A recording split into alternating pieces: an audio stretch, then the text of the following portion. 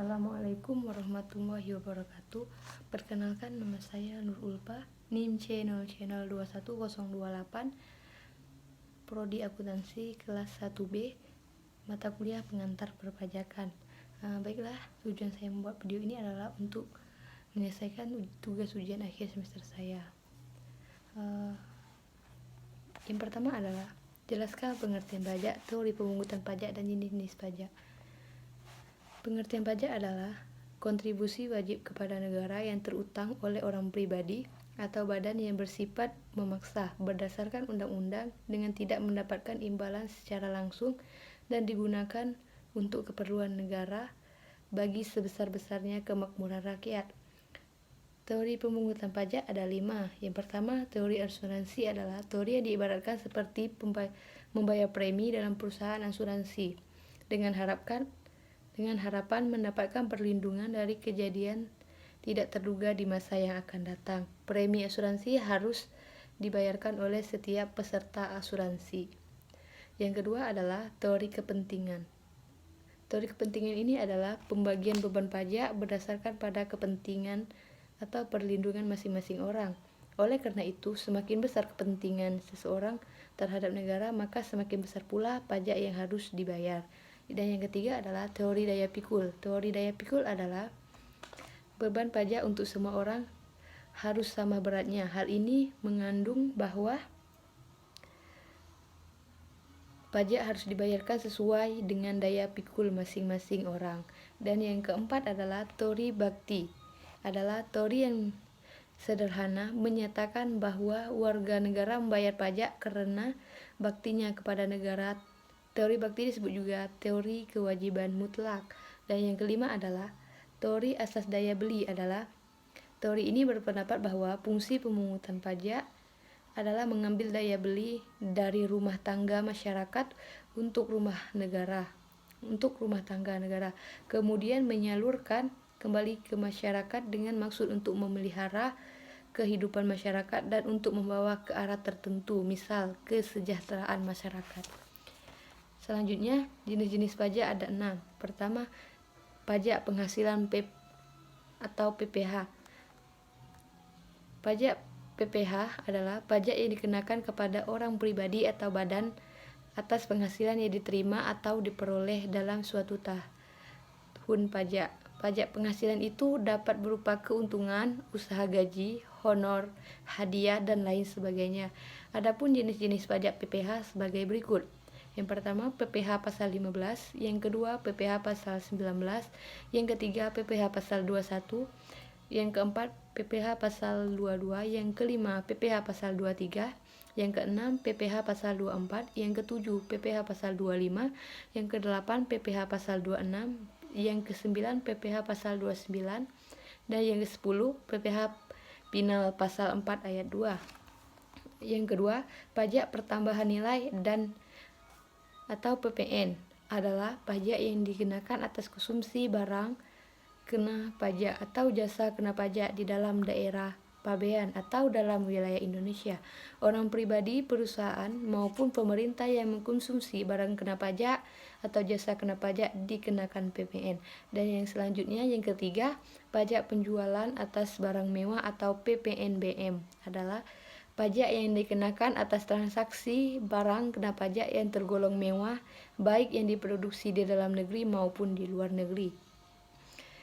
Yang keempat, bea materai atau BM adalah pajak atas dokumen yang terutang sejak saat dokumen tersebut ditandatangani oleh pihak-pihak yang berkepentingan atau dokumen tersebut sesuai dibuat atau diserahkan kepada pihak lain bila dokumen tersebut hanya dibuat oleh satu pihak. Dan yang kelima adalah pajak bumi dan bangunan atau disebut dengan pajak PBB, adalah pajak yang dipungut atas tanah dan bangunan karena adanya keuntungan atau kedudukan sosial ekonomi yang lebih baik bagi orang atau badan yang mempunyai suatu hak atasnya atau memperoleh manfaat daripadanya. Dan yang terakhir, yang keenam, bea perolehan hak tanah dan bangunan yang disebut BPHTB adalah pajak atas perolehan hak atas tanah, atau bangunan perolehan. Hak atas tanah atau bangunan adalah perbuatan atau peristiwa hukum yang mengakibatkan diperolehnya hak atas tanah atau bangunan oleh orang pribadi atau badan.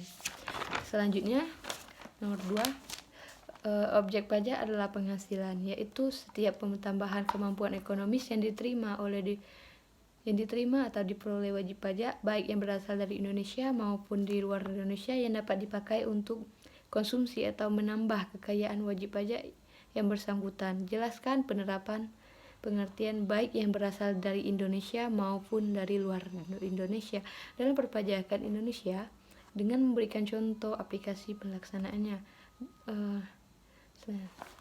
Dan saya menjawab, dalam konsep PPh, objek pajak sebagaimana dimaksud dalam undang-undang mencakup tambahan kemampuan ekonomis baik yang berasal dari dalam maupun luar negeri. Hal ini berarti wajib pajak luar negeri dikenakan pajak atas pendapatan yang berasal dari dalam negeri, yang dalam penerapannya diatur melalui Undang-Undang PPh pasal 26. Di sisi lain, selain dikenakan atas pendapatan dalam negeri, wajib pajak dalam negeri juga dikenakan pajak atas pendapatan yang berasal dari luar negeri yang sebagaimana diatur dalam Undang-Undang PPh pasal 24. Namun, dalam konsep PPh atas pendapatan yang berasal dari luar negeri, kebijakannya dirancang sedemikian rupa untuk menghindari double taxation, di mana dalam hubungannya dengan tiap negara diatur secara khusus dan lebih mendalami melalui tax treaty antara Indonesia dengan tiap negara lain. Dan selanjutnya nomor 3, saat ini hampir semua orang pribadi atau OP telah memiliki NPWP. Salah satu kewajiban dari kepemilikan NPWP tersebut adalah kewajiban untuk melaporkan SPT tahunan atau OP. Menurut Anda, apakah SPT tahunan OP akan selalu menunjukkan posisi kurang bayar? Berikan penjelasan. Menurut saya, OP tidak. SPT tahunan OP memiliki 3 kemungkinan posisi, yaitu lebih bayar, nihil, dan kurang bayar. Posisi nihil biasanya terjadi bila OP hanya memperoleh pendapatan dari satu sumber dan pajak atas pendapatan tersebut telah dipotong oleh pemberi kerja, sehingga SPT tahunan pajak terutang sama dengan kredit pajak. Akibatnya SPT berada pada posisi nihil. Posisi ini lebih bayar dapat terjadi karena angsuran pajak atau yang disebut dengan yang menjadi kredit pajak lebih besar daripada pajak terutang, karena pendapatan wajib pajak tahun ini tidak sebesar tahun-tahun sebelumnya dikarenakan bisnis sedang terpuruk. Selanjutnya nomor 4, jelaskan beserta contoh apa yang dimaksud dengan subjek pajak dan objek pajak. Subjek pajak adalah istilah dalam peraturan perundang-undangan perpajakan untuk perorangan atau organisasi berdasarkan peraturan perundang-undangan perpajakan yang berlaku. Seseorang atau suatu badan merupakan subjek pajak, tetapi bukan berarti orang atau badan itu punya kewajiban pajak. Contoh, subjek pajak dalam negeri, orang pribadi bertempat tinggal di Indonesia, badan yang didirikan atau berkedudukan di Indonesia, warisan yang belum terbagi sebagai satu kesatuan menggantikan yang berhak. Selanjutnya, objek pajak adalah sumber pendapatan yang dikenakan pajak. Haruslah mempunyai objek pajak yang nantinya dikenakan atas pajak yang berlaku. Sementara itu, orang pribadi atau badan yang memiliki kewajiban pajak dapat disebut sebagai wajib pajak pribadi atau wajib pajak badan. Contoh objek pajak ialah seperti gaji, upah, tunjangan honor, laba perusahaan. Selanjutnya nomor 5, jelaskan beserta contoh pembukuan dan pencatatan dalam perpajakan. Pembukuan adalah suatu proses pencatatan yang dilakukan secara teratur untuk mengumpulkan data informasi keuangan yang meliputi harta, kewajiban, modal, penghasilan dan biaya, serta jumlah harga perolehan dan penyerahan barang atau jasa yang ditutup dengan menyusun laporan keuangan berupa neraca dan laporan laba rugi untuk periode tahun pajak tersebut. Contoh pembukuan pajak adalah penggunaan kas atau metode akuntansi akrual, kebanyakan bisnis dapat menggunakan metode kas untuk keperluan pajak. Sedangkan pencatatan ialah pengumpulan data yang dikumpulkan secara teratur tentang peredaran atau penerimaan bruto dan penghasilan bruto sebagai dasar untuk menghitung jumlah pajak yang terutang, termasuk penghasilan yang bukan objek pajak atau yang dikenal pajak yang bersifat final. Contoh pencatatan pajak adalah seperti jurnal hutang pajak. Yang selanjutnya nomor 6, carilah kasus di bidang pajak penghasilan yang terjadi saat ini dan silahkan beri penjelasan serta solusinya. Kasus di bidang pajak penghasilan yang terjadi saat ini adalah penggelapan pajak yang dilakukan oleh Kanwil DJP Sumbar Jambi.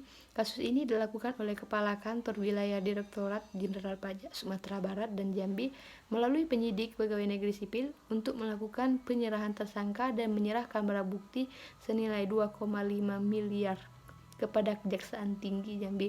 Solusinya adalah mengembalikan uang negara dan pelaku ditangkap dan ditahan. Yang ketujuh adalah carilah kasus di bidang pajak pertambahan nilai yang terjadi saat ini dan silahkan berikan penjelasan serta solusinya. Kasus di bidang pajak pertambahan nilai yang terjadi adalah tersangka tindak pidana perpajakan dilimpahkan ke Kejari Jambi. Dalam kasus ini Kanwil Ditjen Pajak Sumbaga melakukan penyelidikan ke Kejati Jambi atas tersangka dan barang bukti tindak pidana perpajakan sebanyak lebih dari 27,2 juta rupiah. Modus operandi yang dilakukan tersangka yaitu dengan sengaja menyampaikan SPT masa pajak pertambahan nilai atau PPN sehingga dapat menimbulkan kerugian pada pendapatan negara lebih dari 72 juta rupiah. Solusinya adalah ditangkap dan ditahan dan dipinta denda karena telah merugikan rakyat, karena telah merugikan negara. Baik, itulah yang dapat saya sampaikan dalam video ini. Kurang lebihnya saya mohon maaf dan saya akhiri. Wassalamualaikum warahmatullahi wabarakatuh.